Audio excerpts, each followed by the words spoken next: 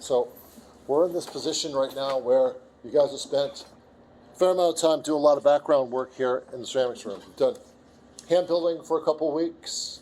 We worked on cylinders for like a month. And then we just finished up our vase unit, which the emphasis was basically on a specific function, holding flowers and shaping. So taking that leap, one leap beyond the cylinder and into a form that we're shaping. So that's kind of the focus what we've got going on right now. So today we're going to introduce a new unit, which is mugs. And I'm sure you guys all can tell me what makes a mug and not a cylinder. A handle, yes. I've never had a class that didn't come up with that answer. So anyway, mugs sound really simple, but if you think about it, there's a lot of creative potential because I'm sure we're all envisioning a different mug when we see one in our mind's eye, right? I'm going to start off with this one, just going over some of the technical stuff that's pretty basic, and then we'll move on to some other ideas. So when you're diving in, it's easiest to focus on the floor of the piece when you're first creating it because your cylinder walls aren't up high and you can get that nice. With this particular mug, I want to have a nice flat, smooth floor, about 1/4 inch. So we want to use our eyes to see that depth perception, right? We want to be able to begin getting a really good feel about how thick that floor is when we're making. So when I'm drawing up, I'm using just the long section of my pointer finger to draw the clay up. Move in gradually at an angle.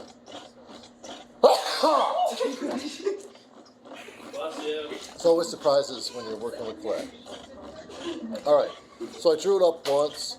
I'll draw it up one more time. Usually 2 or 3 pulls is enough for a smaller piece. It's up to you.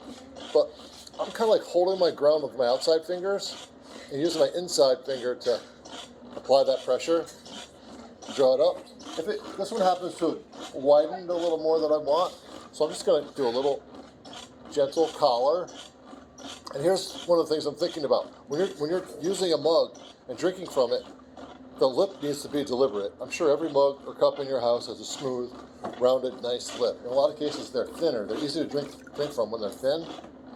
So I'm just pointing this one in to the inside and giving that a little attention. Take a little bit of clay off the base, and then using this corner on this tool, I can bite in and create kind of an implied foot, and then apply a little pressure just like when I'm pulling. Go straight up the piece, and then giving just a slight taper to the top. That makes for, I think, nice drinking. Also, notice that the top is slightly narrower than the foot. This will allow me to attach a handle to this piece and get my hand in closer to the center of gravity.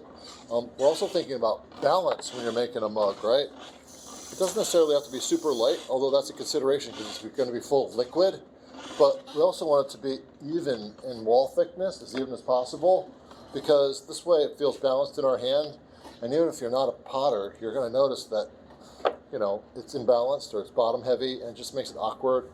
And it's kind of a distraction when you're trying to enjoy whatever it is you're drinking.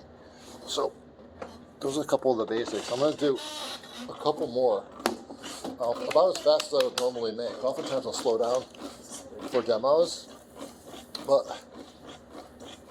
coming in,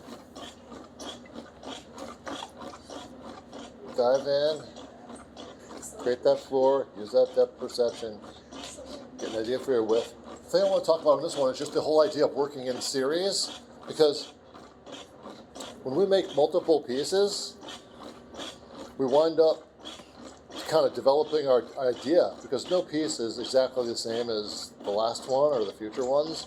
So we get like kind of a variation of our forms or our idea as it develops.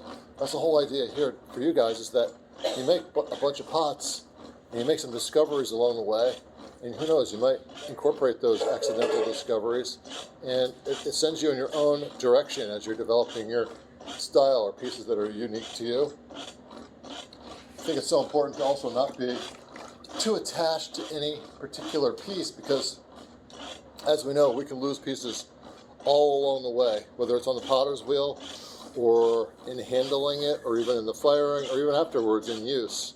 So by making a larger number of pieces, we can hopefully ensure, or at least hedge our bets, that we're going to end up with a piece that we're happy with, and down the road have a piece we can continue to be using. Take a little bit of that clay off the base. Just that little bit of clay that I can't get with my fingers, or I don't get with my fingers. kind of lightens it up a little bit. And then here, biting in, creating that implied foot, right? Using that coordination again to draw a fairly straight but slightly tapering cylinder, tapering in slightly. Give that little lip of some attention. And undercut, slight undercut. One of the variables also that's going on in this piece is that, a while back there was a student piece that had a really obvious undercut section on her mug, and it inspired me to think about being more deliberate about that base.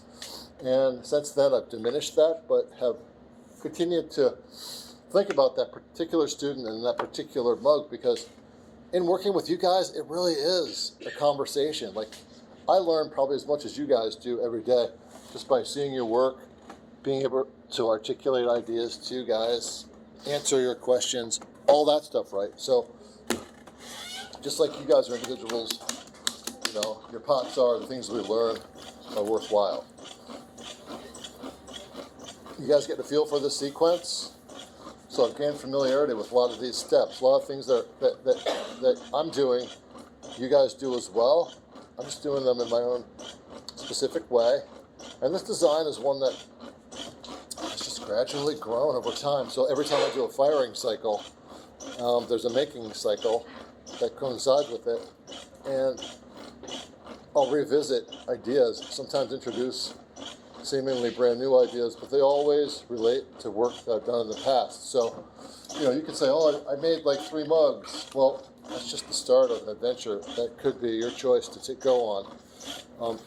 And I've been making pots since I was around you guys' age, and still find that I'm growing and learning, whether it's in the finished pots or even just with the technique. There's little things you discover all the time. So the steps, to really add a little bit of extra clay at the base, bite in, create a little bit of a glide foot there, draw up a fairly straight but slightly tapering cylinder, and then give it just a slight angle in. The last thing I want to talk to you guys about is just incorporating subtlety into your work. A while back, there was a sculptor who was looking at my work and had commented that my forms were strong but heavy-handed. And I think, I gave that a lot of thought, but I'm pretty sure what he meant was that, you could see all the variations or those variables within the form like we talked about, but they were kind of like abrupt and kind of like bold and in your face. And so over the years since that comment, it's helped me to look at other pots in a different way and try and find more subtle ways to express myself through my work. So this is a lifetime endeavor, and you guys are just embarking upon it. I appreciate your attention. Hopefully you guys keep in mind that the forms you make are not going to be the ones that I'm making. I'm looking for you guys to come up with your own style, find your own influences, whether it's in your cupboard or any other pots you see or any of the forms that surround you. Thank you for your attention. You guys are amazing. Yes, you guys can clean up now if you like. We'll glaze last 10 minutes of the period.